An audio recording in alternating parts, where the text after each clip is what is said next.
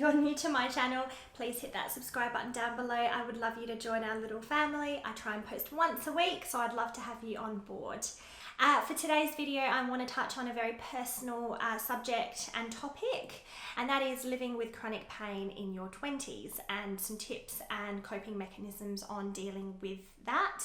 Now, I won't be touching on pain relief and physical exercises and things that I use to combat pain.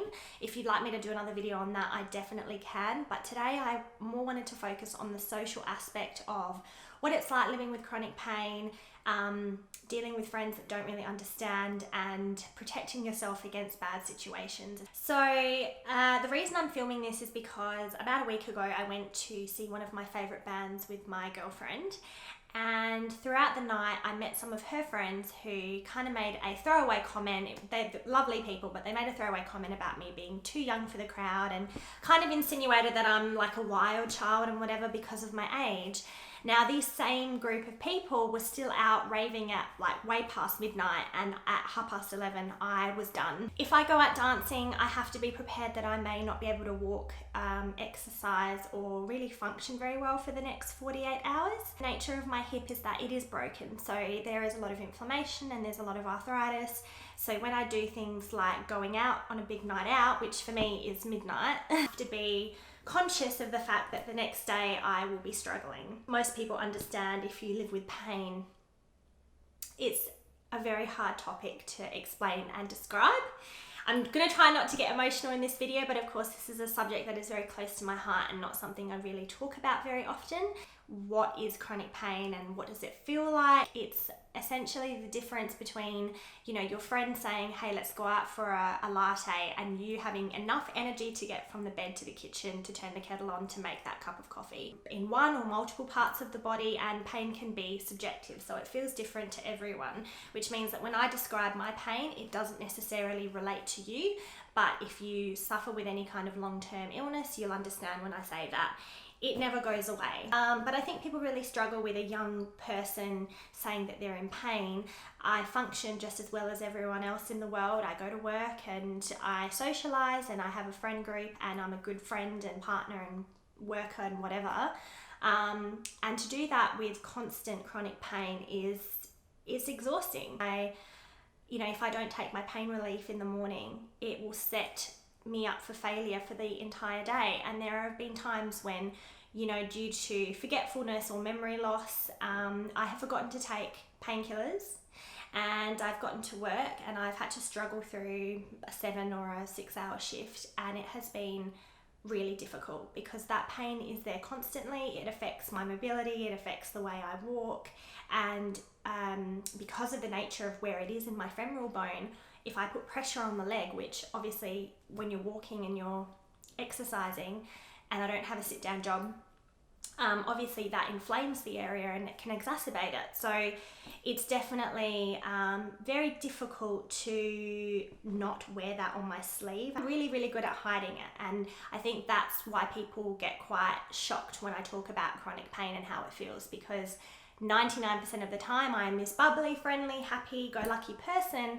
but I'm also struggling with something very real and very personal, and not something that I feel that I can really talk about to friends and family because they don't understand. I had to let him sit in on this video because if I didn't, he would be meowing at the door for me.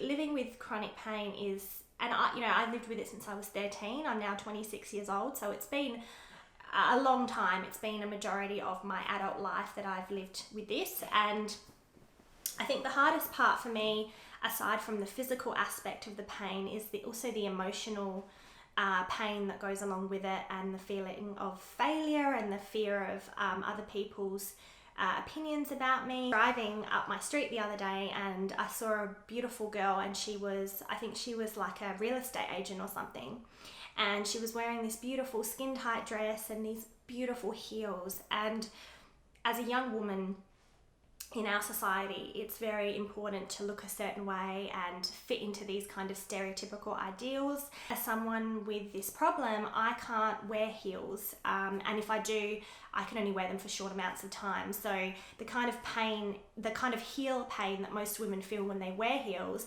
is 10 times worse for me, because I'm also combating a broken hip and I'm having to walk with that. Wearing heels for me only comes up in special occasions, but I do find myself kind of wishing that I could wear heels like attractive when I walk down the street. And that's not to say that I don't feel attractive in my own skin, especially that's something that comes with age. But when you are living with pain, that's the only thing that you have to focus on, and it's with you everywhere you go. When it comes to wearing comfortable shoes, that's something you have to put first, even if they don't look particularly flattering. I wanted to share this video today because I know that there are a lot of other people out there who deal with chronic pain, and it is a very real thing, and it's a very trying thing. You know, as being a functional human being, you're also dealing with having to deal with this pain that is there in every situation. Like, it's there when you're talking to someone, and it's there when you're communicating and, you know, trying to be a boss babe and like trying to get on with your life and have a successful career. You have to deal with this constant reminder that you're not, you know, 100%. My second topic that I wanted to touch on was kind of meeting other people's expectations. And I've gotten to a point in my life where if I have an assignment to do and my friend asked me to go for a 3-kilometer hike, and I also know that I have a shift in the morning, and this is something I touched on in my article, my work is going to come first, and my study is probably going to come first as well. And unfortunately, as much as I'd like to do a 2-kilometer hike, which for a lot of people is nothing, but for me that's a lot, it's not going to happen, because I'm aware that if I do that, I'm going to be setting myself up for failure. And when it comes to productivity, when you have chronic pain, productivity is something that you really have to factor into your day. And you know, when most people would complete a whole task in maybe a couple of hours, you really have to break it down into bite-sized bits that you can handle, because otherwise you're setting yourself up for failure, essentially. So the next topic that I wanted to touch on was having a social life when you are sick. And this is something that I have definitely struggled with over the years, not in that I cancel plans at the last minute and things like that, but more so that I try to the perfect everything. So I try and be the perfect friend, and I try and be a really active listener. And obviously that comes back to me 100%. It's no one else's fault that I try to over perfect the relationships I have with others. And I think that's comes from a place of embarrassment, and it comes from a place of not wanting to be vulnerable. Blood disorder, and I'm always going to have moments where I'm exhausted and fatigued. Like right now, I am functioning on 9 hours sleep, but I'm still exhausted because I was in hospital all day yesterday having a blood exchange, and that definitely takes it out of me energy-wise.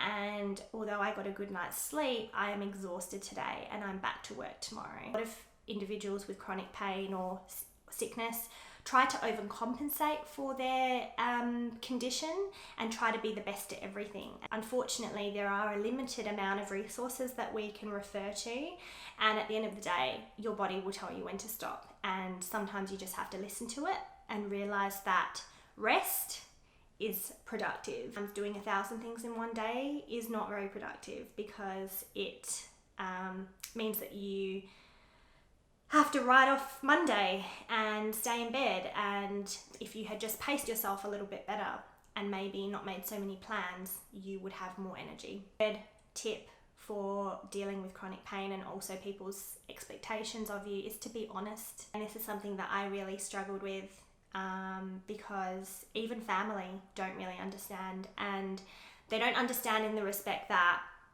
they can be supportive and loving and love you for who you are and not judge you.